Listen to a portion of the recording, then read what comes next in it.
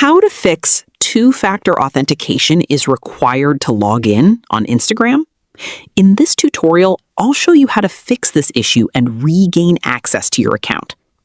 This problem can happen when you're signing in on a new device, reinstalling the Instagram app, or logging back into your account after enabling or disabling two-factor authentication. Even if your device is fully updated, Instagram may still display a message asking you to update to a version that supports two-factor authentication. A more reliable solution is to sign in through a web browser instead of the Instagram app. Open your preferred browser on your phone or computer, then go to Instagram.com. Sign in with your Instagram username and password.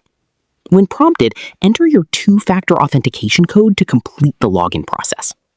Once you're signed in, tap your profile icon and select Settings. Next, go to Account Center. Tap Password and Security, then select Two-Factor Authentication. Choose your Instagram account. If prompted, enter the verification code sent to your email address.